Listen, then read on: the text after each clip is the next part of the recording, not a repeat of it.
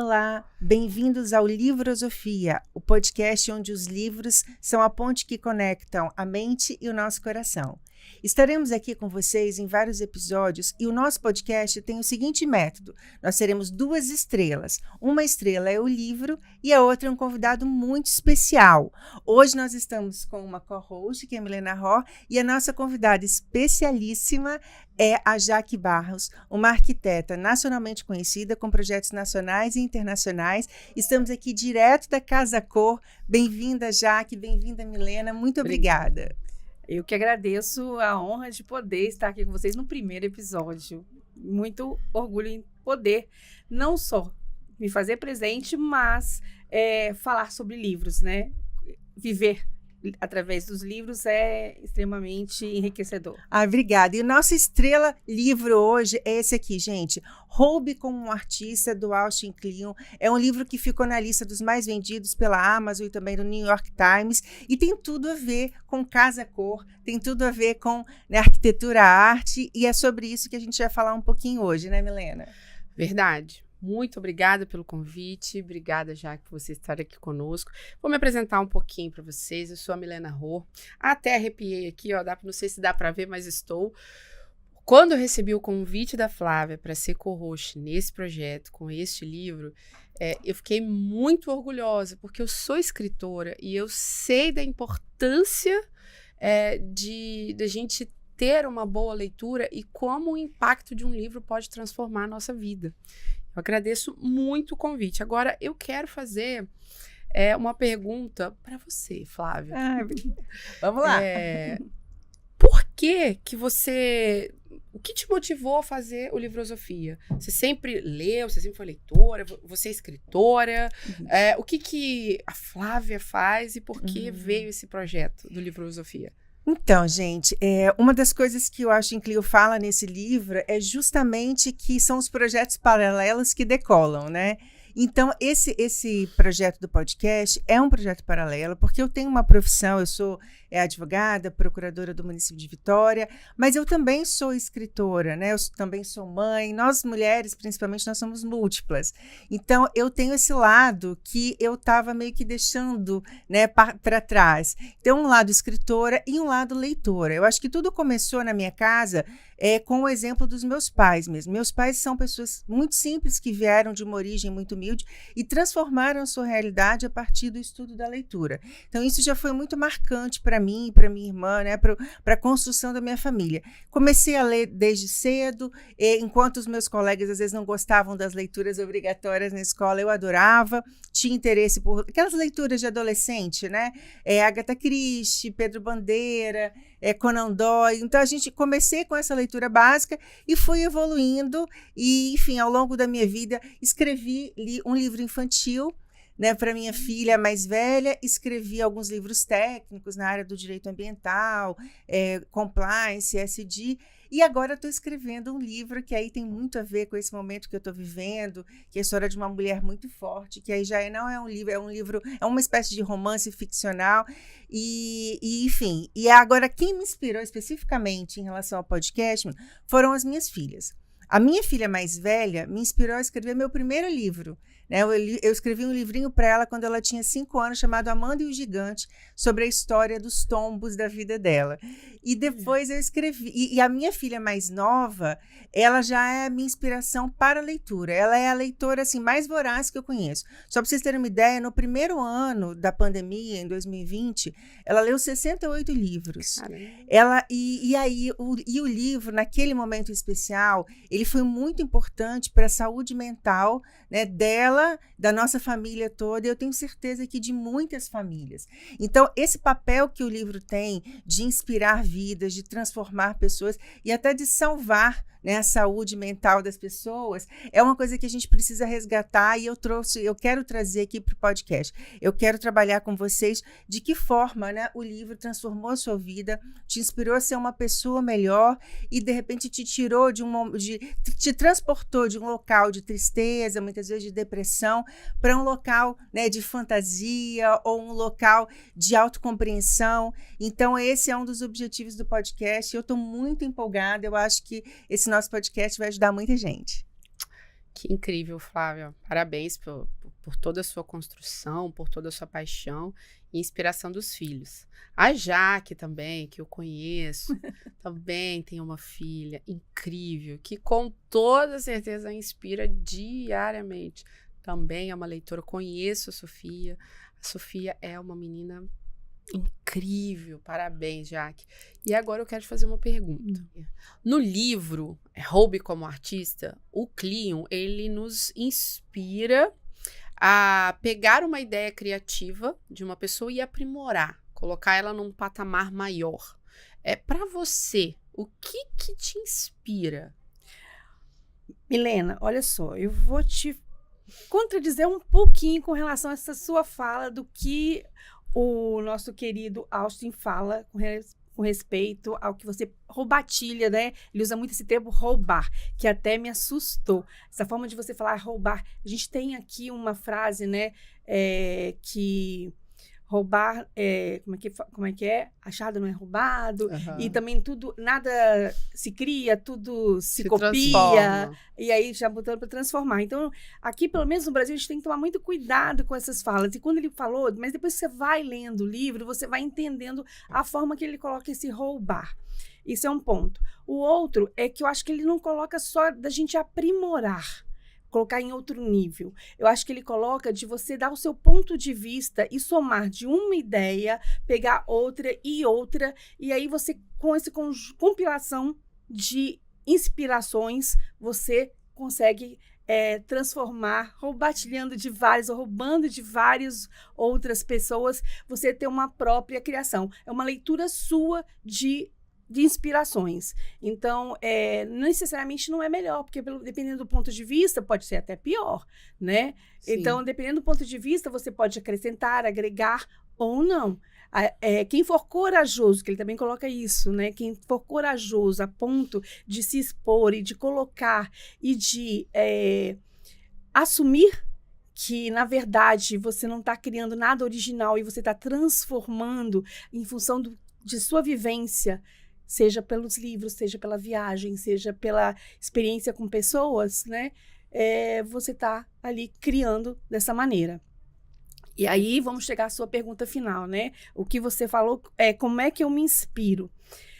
Eu falei assim, que à medida que eu acabei de ler esse livro, que eu já ia mandar um e-mail para ele. Assim, você escreveu o que eu queria escrever.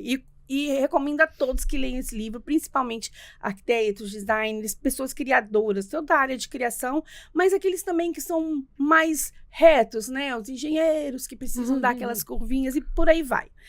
Por quê? Porque ele mexe muito com a cabeça, né, da gente, e quando eu falo que ele escreveu o que eu queria escrever, e eu disse que ia, mas eu vou mesmo, de verdade, mandar, porque ele coloca isso no final do livro. Mande uma mensagem para mim, né, que ele gosta de ver as mensagens. Mas não vamos chegar a isso lá no final.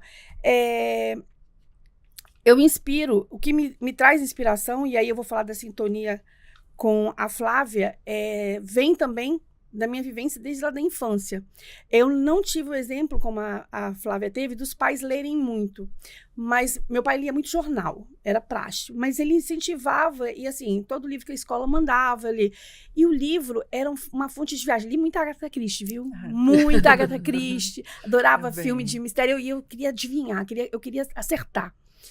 E lia muito romance. Então, eu entrava dentro da história, né? Então, era assim, uma fuga. Então, não sei se era uma fuga ou era realmente uma coisa de você viver outras histórias, porque a gente não tinha naquela época oportunidade de ficar viajando muito, e ali a gente viajava, né? Você encontrava outros mundos. Então, começou ali essa inspiração.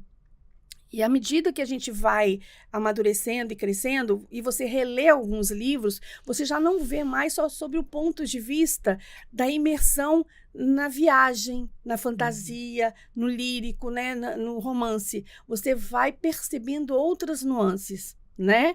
Vai percebendo o porquê das coisas, vai percebendo o que te move, o que te chama mais atenção, se é a relação até social ou se é a rua e a casa, né? No caso, assim, eu vi a descrição de uma casa ou qualquer coisa, já me achava. E eu sempre fui muito boa de matemática, além de gostar de ler romances e suspenses, muito boa de estudar matemática e muito de desenhar desenho.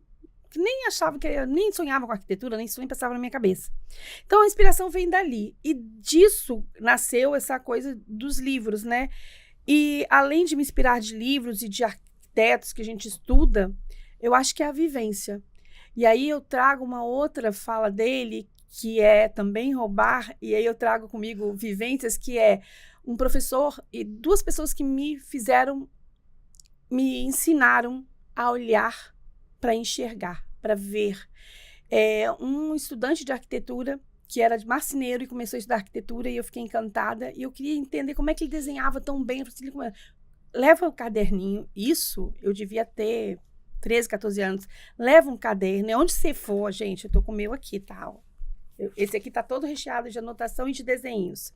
Aí, leva onde você for e olha aquele ângulo. Desenha do jeito, qualquer jeito. Não pensa se tá certo ou se tá errado. Desenha. Você vai começar a aprender a perspectiva, a proporção e tal. E depois o meu professor de plástica, Rômulo, saudoso Rômulo, hoje ele já não está mais conosco, ele falou exatamente isso. O arquiteto, o artista tem que olhar para ver, para enxergar. E aí, além de um livro, eu vou trazer um filme que também adoro, né? Inspira muito, que é Comer, Rezar e Amar. Que ela sai para o mundo para se encontrar, né? E ter novas ideias. E eu adoro uma fala que eu tenho muito quando eu viajo, que eu adoro me perder e em me perdendo eu me encontro. Em qualquer cidade do mundo, sabe? Quando você viaja, seja aqui pertinho de Vitória, seja em outro lugar, você não ir só nos lugares turísticos, mas entrar numa rua e, de repente, você encontrar algo inusitado. E isso é inspirador, né? Então, olha só, te falei tanta coisa que me inspira. É por aí. Muito lindo. E nesse seu se achar e se perder, como é que você, assim, a sua estratégia, talvez até o livro possa, né, te ajudar nisso, de conciliar, né, o novo, né, o que a gente vê aí de inovação no mundo, nas cidades, né, nos projetos, e o tradicional, aquilo que tem que ser mantido, aquilo que tem que, às vezes, por valor, ser conservado? Então, um arquiteto que eu gosto muito, que é o Isaiah Weinfeld, ele é 10 anos mais velho que eu. E ele tem uma arquitetura que ele fala o seguinte, que é contemporâneo, é moderno, ele é minimalista, mas ele é funcional. E eu falo que eu sou uma arquiteta funcionalista. Então, primeiro de tudo, ele fala que ele tem que fazer o cliente dele feliz. Então, cada projeto é um projeto. E por mais que ele tenha todos os traços minimalistas, retos, ele tem projetos super reconhecidos e premiados mundialmente, ele fala que o importante para ele é que cada projeto é único, porque o respeito ao cliente, principalmente se for residencial, a troca que ele tem faz com que o projeto aconteça naturalmente, né? E aí a felicidade do cliente vem. Então, a partir disso, eu falo assim que como é que a gente trabalha o novo e mantém? Você já tem ali as suas raízes, né? Tudo que você trouxe como sua história. Eu já te falei que eu sou funcionalista, eu gosto que as coisas funcionem. E, ao mesmo tempo, eu sou a ferramenta do meu cliente. Ou seja, eu estudei todos os estilos, eu estudei vários... E me mantenho atualizada tecnologicamente. Então, dentro do que eu acredito, né? Eu ofereço o melhor para o meu cliente, respeitando o sonho dele. Porque quem vai viver lá ou trabalhar lá, se for projeto comercial ou corporativo, são eles, os meus clientes. Então, eu gosto muito até de voltar 6 meses, 1 ano depois, para ver se a coisa está funcionando. E mais do que funcionando, se eles se apropriaram do espaço. Porque quando ele se apropria, ele não depende de mim para colocar um porta-retrato ou trocar a almofada. É porque eu deixei na medida certa para ele continuar vivendo e contando a história dele através do espaço que eu projetei. Perfeito. Você falou coisas muito importantes na primeira pergunta que eu fiz. Você colocou pontos que o autor fala.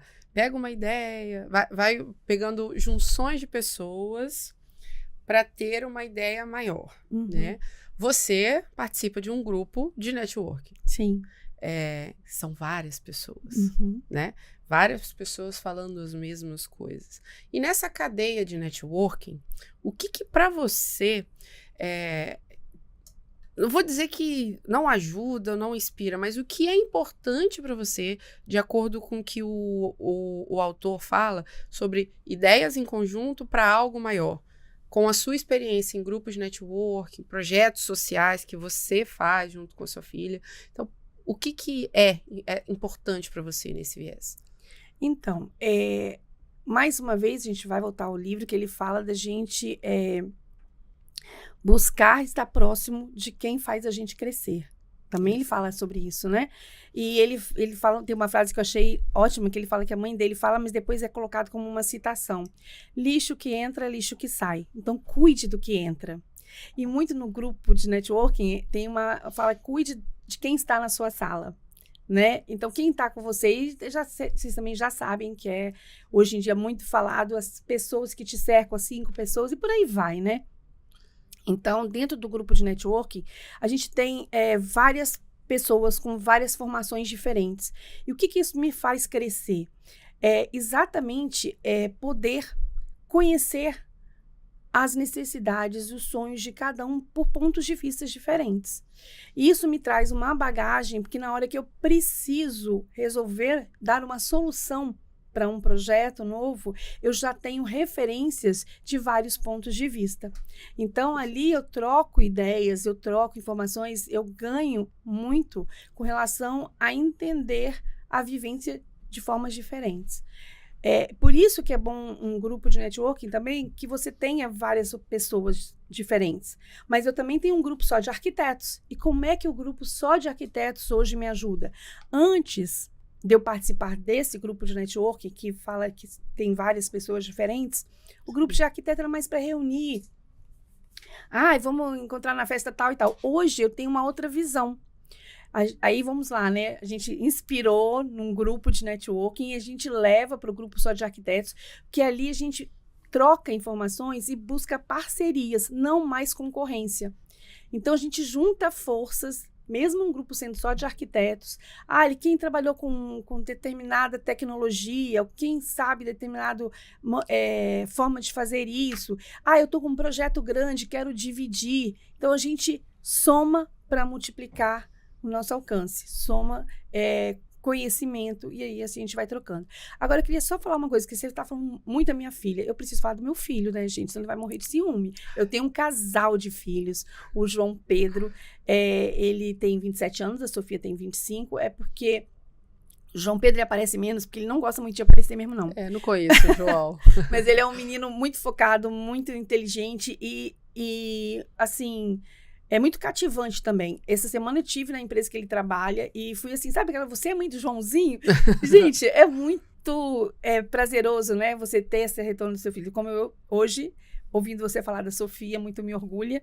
E eu também ouvi falar do João e eu preciso falar, né? Do João e da Sofia. Com certeza. Senão rola um ciúme, né?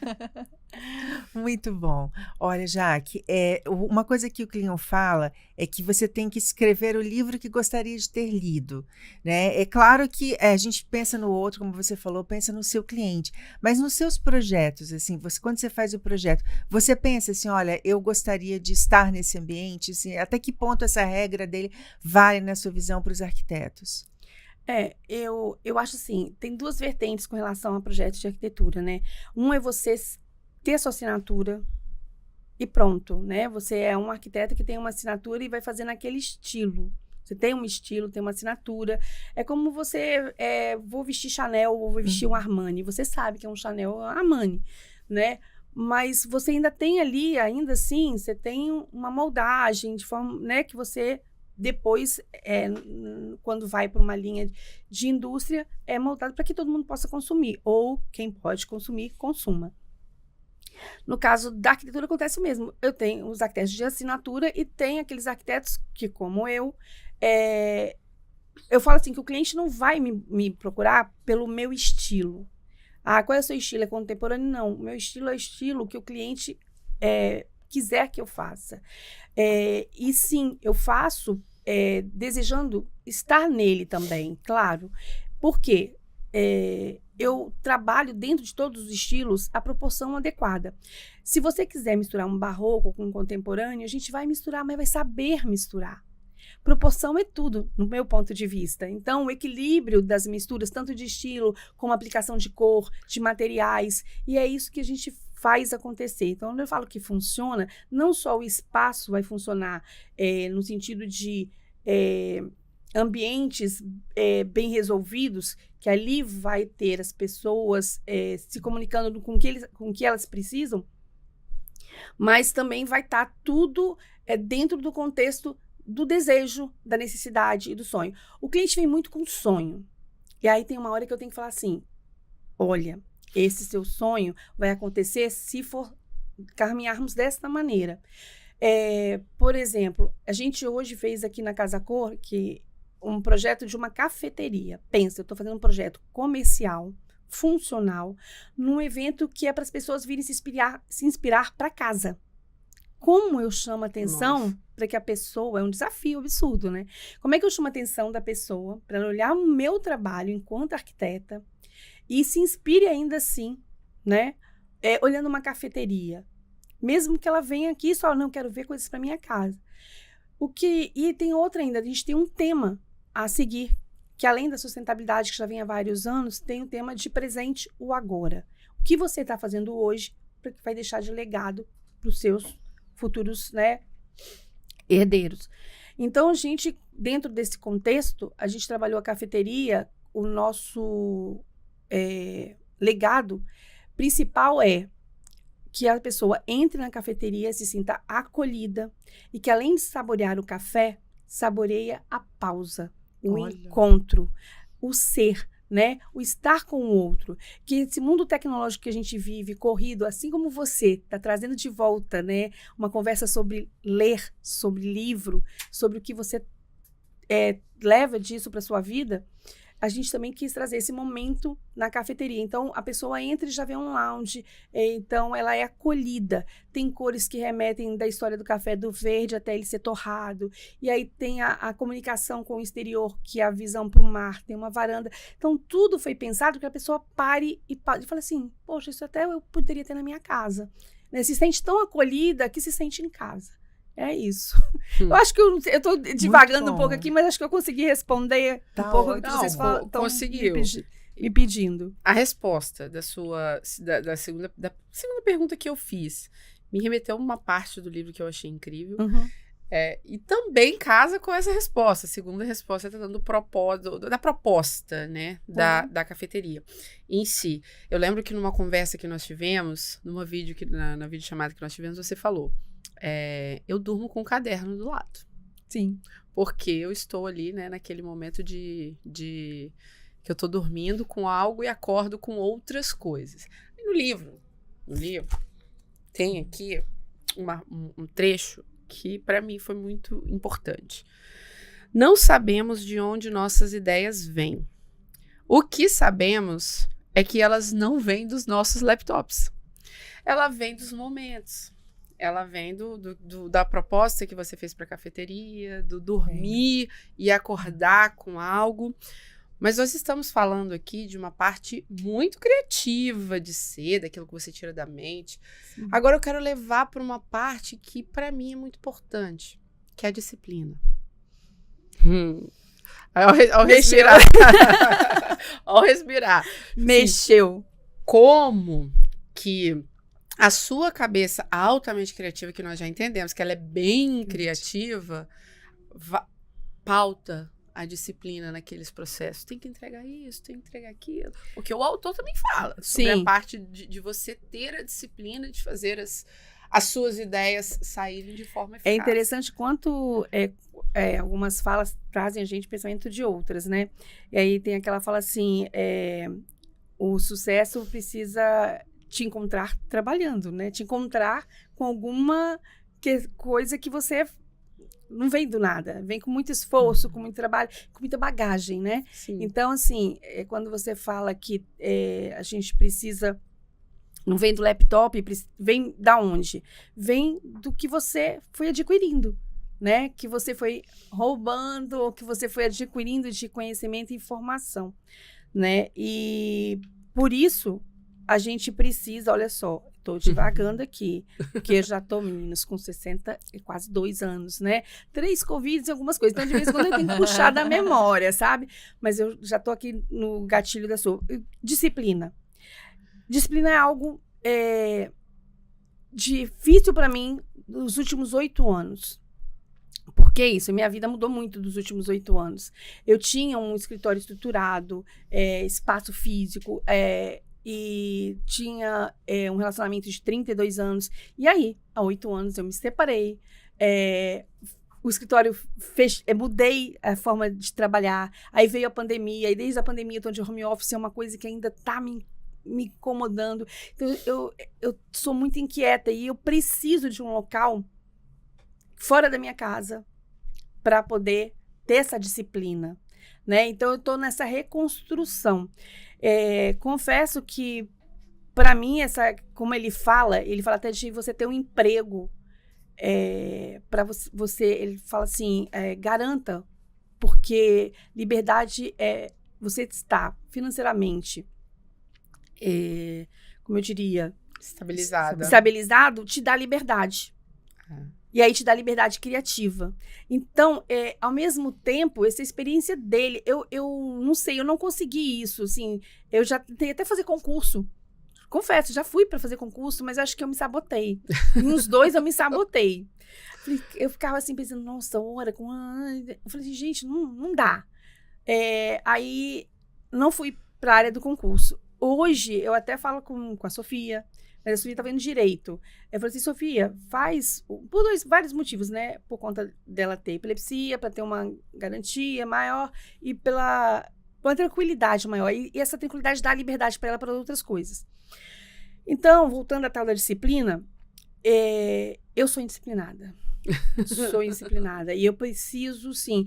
E o que me puxa pro chão, o que me dá chão, que ele fala lá, que o que puxa ele, né, é a esposa dele, ele coloca a esposa dele como a pessoa que leva ele pro chão.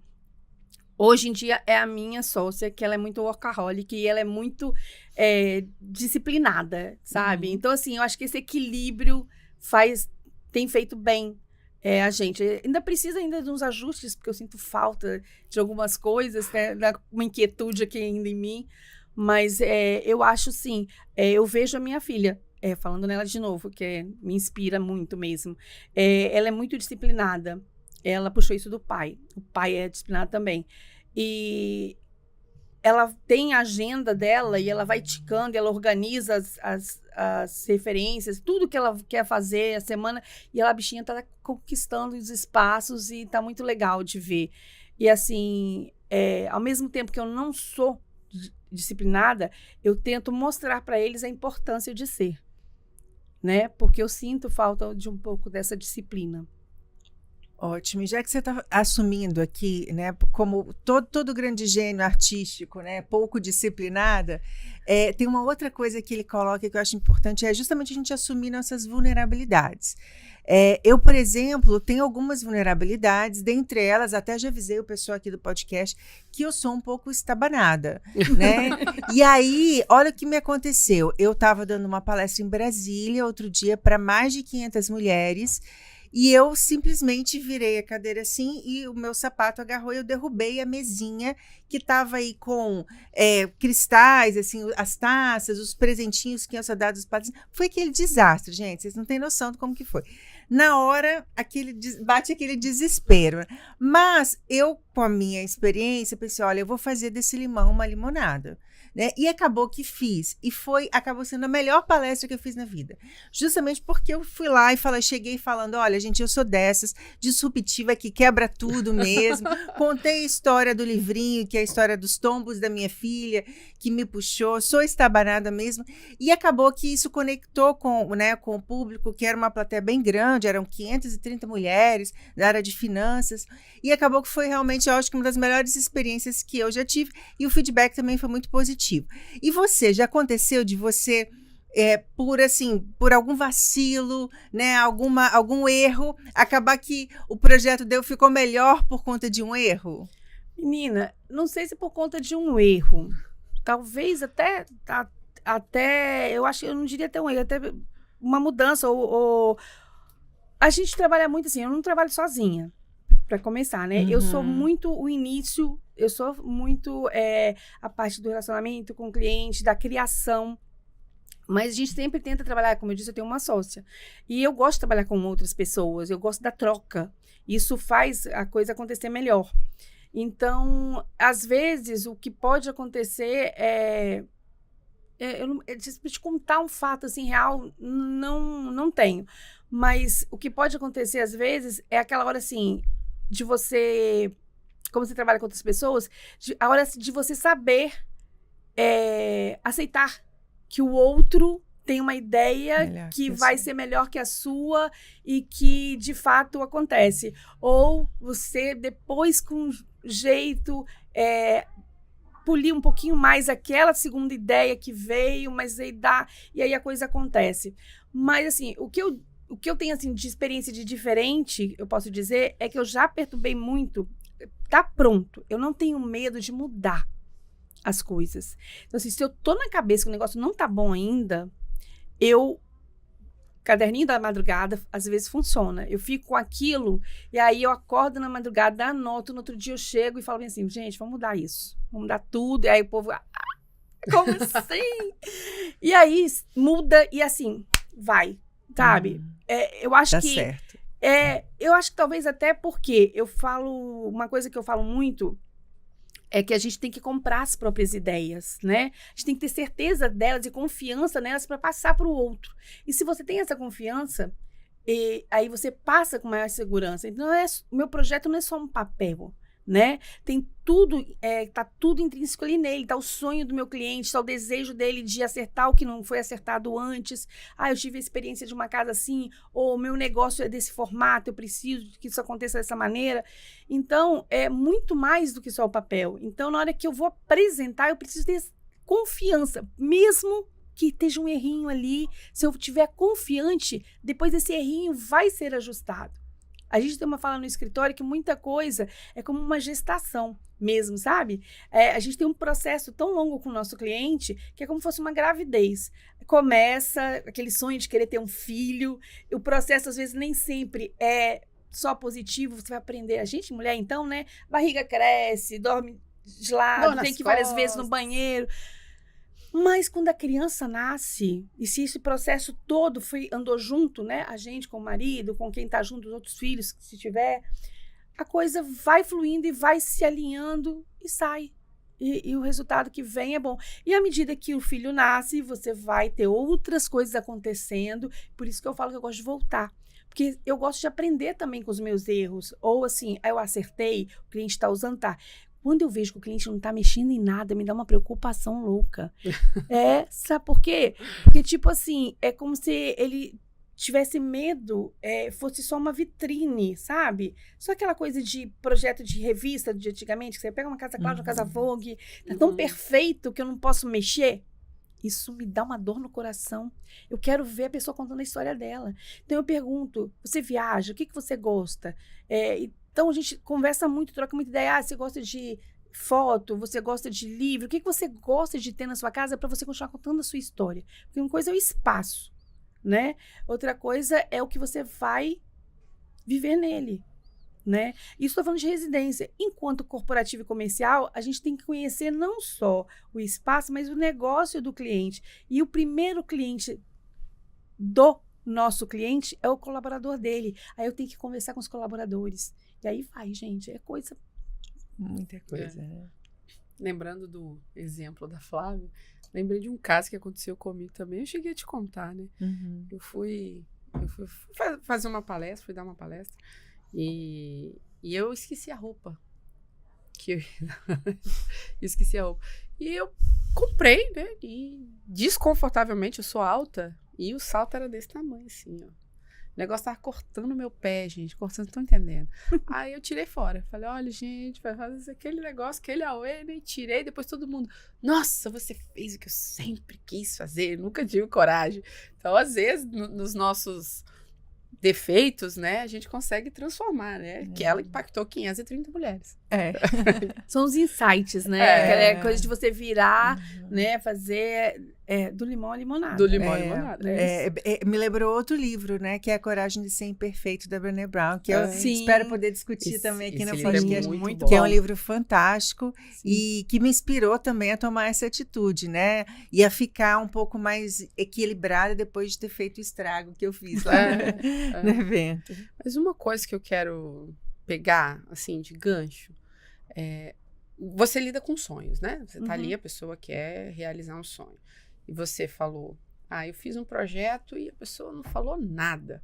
Aí você começa a se preocupar. Mas hoje a gente vê que a arquitetura ela é extremamente perfeccionista. Quando você olha alguns projetos, quando você vai numa casa cor, assim, você não vê defeitos. O negócio tá tão lindo, a entrada aqui tá tão linda, que é extremamente perfeccionista.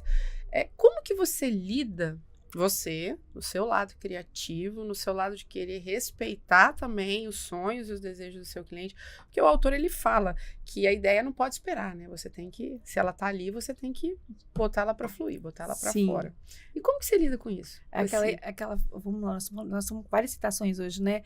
Melhor feito do que perfeito, não é isso? Tem horas que você tem que dizer assim, não, é até aqui, senão você nunca para, né? Entendi. Então tem que chegar uma hora que se você mesma não dá esse limite para você, que ele fala sobre isso também, a questão dos limites, né? Porque você tem que ter o limite que você dá, te gera criatividade também. Porque se você coloca o limite, eu tenho que ir até aqui, então eu tenho que ser criativo o suficiente para que aquilo ali seja o resultado que eu quero alcançar, né? Então eu tenho que ser mais criativa ainda. Mas é isso, e por isso também, no meu caso, é a questão de trabalhar com outra pessoa, né? Essa troca. Então, quando a gente fala assim, vai muito não, tá na hora. Ou sou eu que falo, ou a Ana que vem, chega pra mim e fala. Tem horas que eu falo assim, e não tem horas que não dá. Você tem que parar. Porque senão você vai sempre achando que você pode fazer mais, melhor. E tem uma hora que você pega e chama até o próprio cliente para conversar.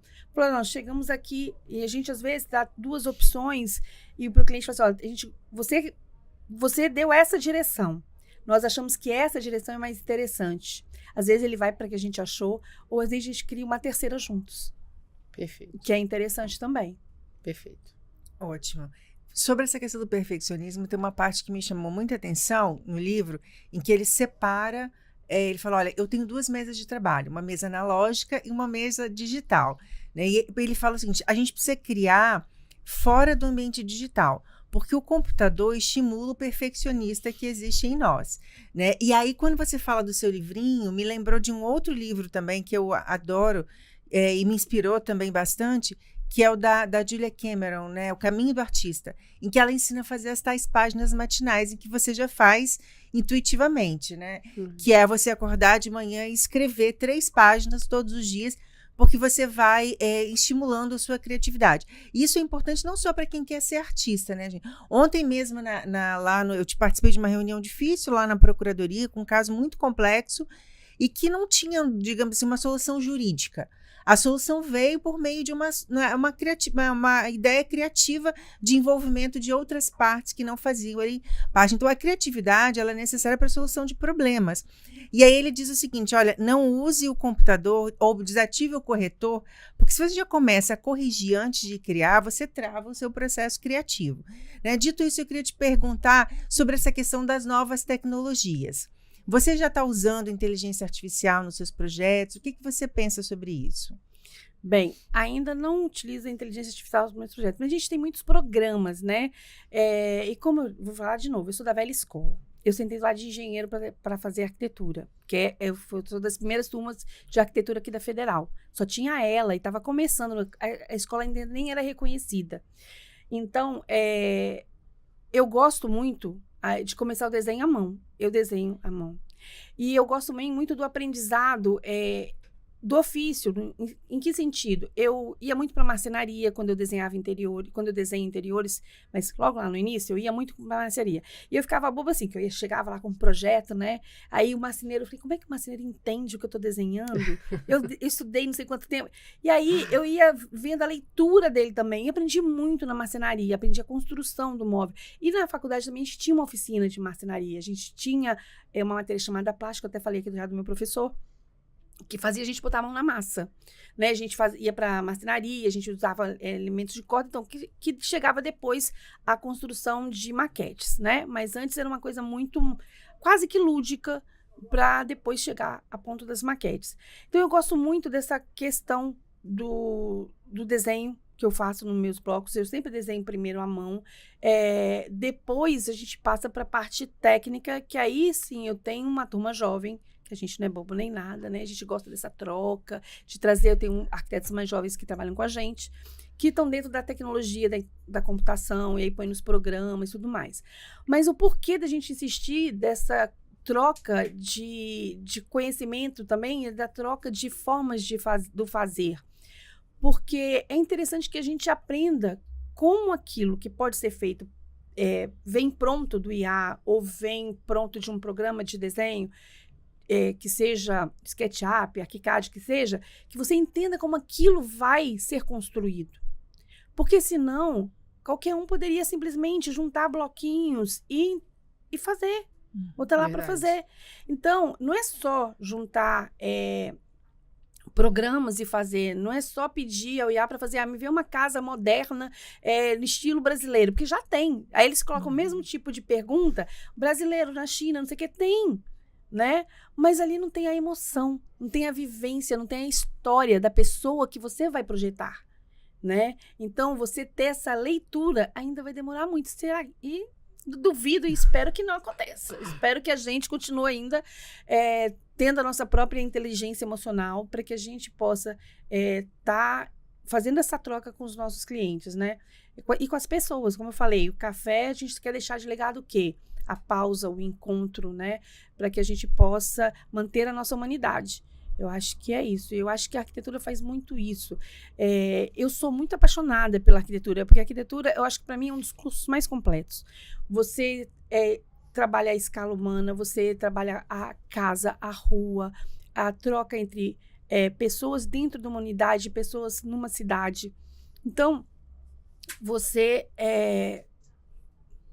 gente, assim, é incrível. Você estuda sociologia, história da arquitetura, história da civilização, e você vai aprendendo com tudo isso, né? Então, eu sou uma apaixonada.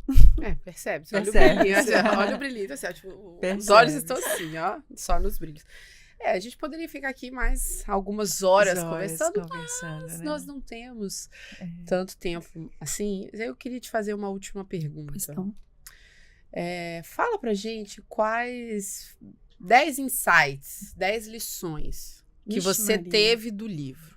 Roube 10? como Nossa. artista. Não, das 10 Das- que ele das 10. das 10. Qual você, assim, É. mais chamou Das sua 10, atenção? correto. assim? Sim, Isso. como eu falei, e já indiquei para que todo mundo leia, né, esse livro, que é muito, muito legal mesmo. O que mais eu falo o seguinte, que eu gostaria de ter escrito esse livro, que parece que ele leu minha mente, mas a forma de escrever é muito própria de cada um, né? O óbvio sempre precisa ser dito. Ele fala coisas lá, tipo, puxa, mas isso é óbvio, né? Mas precisa ser dita e redita quando necessário. Mas a forma dele falar que nada é original, eu achei incrível. Essa coisa do roubar, que eu falei na primeira pergunta que você fez, eu falei que a gente tem que tomar cuidado da forma que fala, porque também foi traduzido, né? Então, assim, como eu não li o original, eu li já a tradução, eu não sei se alguma coisa se perde ou não, mas por isso mesmo a gente precisa tomar cuidado, principalmente aqui no Brasil, né? Sim. Que se falou em roubar, já parece uma coisa meio negativa, né? Então, por isso que eu gosto da forma que ele fala, dessa coisa que nada é original. Porque você, por exemplo, ele fala assim, que 1 mais 1 não é 2. Vocês viram isso? 1 mais 1 é 2. 1 mais 1 é sempre 3.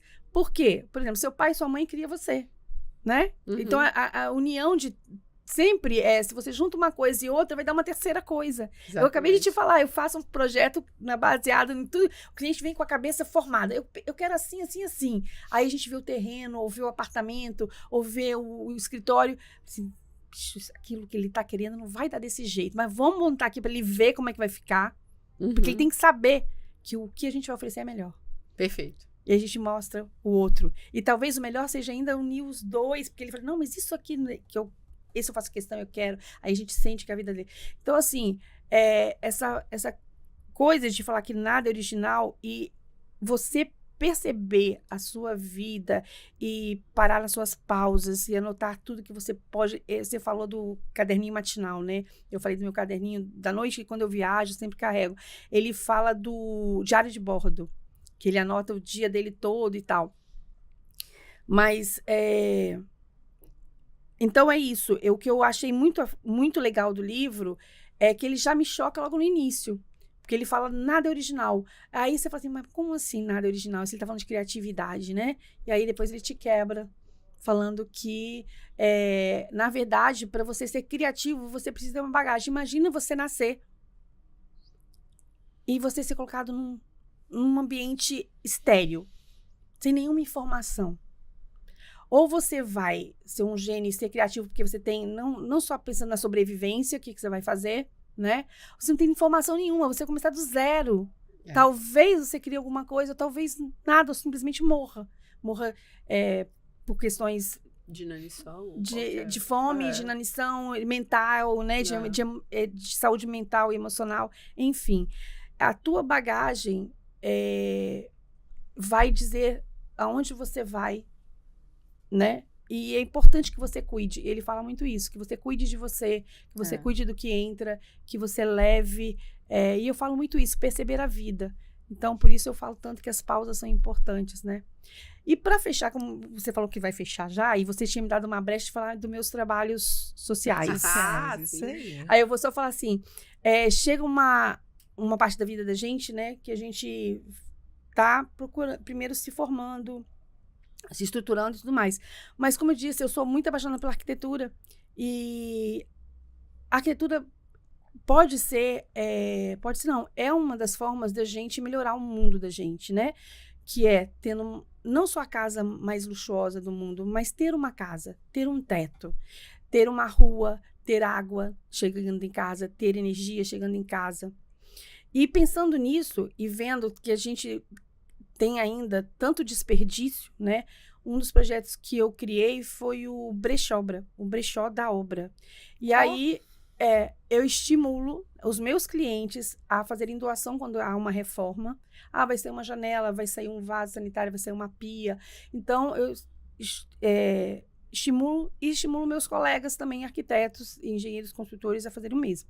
Então, plantei a sementinha, né? Estou tentando divulgar isso, mas existe ainda umas questões de logística para poder facilitar. Essa semana mesmo eu recebi uma doação, e aí eu tenho instituições. E outra coisa, eu não vendo, gente, que já até me perguntaram uma vez, você tem para vender? Porque eu não quero mexer com dinheiro, ainda não tem essa fase. Eu faço a ponte. Eu pego a doação, eu tenho 4 instituições, que são instituições que não são assistencialistas, são instituições que fomentam o desenvolvimento.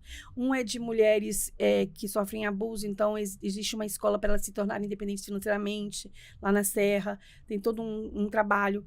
Um lá em Resistência e um em Vila Velha, e tem outro que é um grupo chamado Girassóis, que é um grupo de pessoas que estão sempre fazendo ações. Então, essas 4 estão cadastradas, a gente pode cadastrar outras. Então, sempre que eu recebo uma doação, eu direciono. Vejo quem está necessitado daquele momento e que pode ajudar, e a gente faz essa direção. Então, esse é um projeto que veio, tem acho que 2 anos ou 1 ano, né? Social que eu faço. E o outro é que eu me tornei embaixadora da Associação Brasileira de Epilepsia, por conta da minha filha ter sido diagnosticada aos 17 anos, hoje ela tem 25. E por a gente ter passado muito perrengue para buscar a informação certa e tal, se a gente tem um nível social, cultural razoável e passa dificuldade, por que a gente não ajudar quem tem?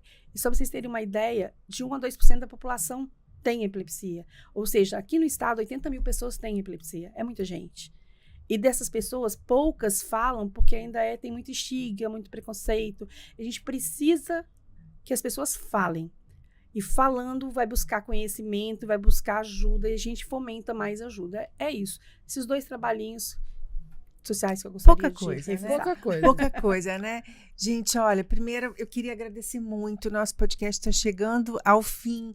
Eu queria agradecer muito, assim, a participação de quem está vendo, né, de quem está nos ouvindo, a participação incrível. Obrigada, Jaque. Você é uma mulher incrível. Foi uma honra ter você aqui no nosso primeiro programa. Muito obrigada, Milena. Foi maravilhoso. E é isso, a nossa proposta é, de certa forma, tornar 1 mais 1, né, 3, por quê? Juntou 2 ideias, né, duas paixões, né, que são os livros, com o pensamento, a reflexão e principalmente as pessoas, né? Então, pessoas, histórias lindas que a gente ama ouvir com histórias de livros e surgiu então o Livrosofia. Se você gostou, compartilha com quem acha que o livro pode transformar a sua realidade, para quem curte ler, para quem está pretendendo ler, né? Ou ler ou ouvir, porque hoje a gente tem os audiobooks também que ajudam muito. E nós vamos compartilhar com vocês várias dicas ao longo dos nossos programas. Isso mesmo. Mais uma vez eu agradeço a oportunidade. Eu vou deixar uma diquinha também, que eu fazia, como eu não tive essa oportunidade, né, que não era natural com meus pais, eu passei a fazer com os meus filhos. Todo presente de viagem era um livro. A biblioteca deles hoje é absurda. E não só de ter muito livro, mas de ler. A prática, né, a disciplina faz que a coisa aconteça. O que eu quero dizer primeira coisa, Jaque, como sempre, é um prazer estar com você. Muito obrigada pelo convite, por esse projeto maravilhoso, incrível. E uma frase que eu acho importante falar é a leitura é um conhecimento sem fim e tem um poder altamente transformador. Eu quero fazer um pedido para vocês se inscreverem no canal, para vocês darem o like de vocês, para vocês comentarem e mandar aquele aviãozinho para os amigos de vocês para conhecer esse projeto maravilhoso, porque vale muito a pena. O livro não é só um livro. O livro é o que você carrega de bagagem para a vida. Isso aí. Que os livros continuem sendo nossos companheiros de viagem. Até o próximo. Até o próximo.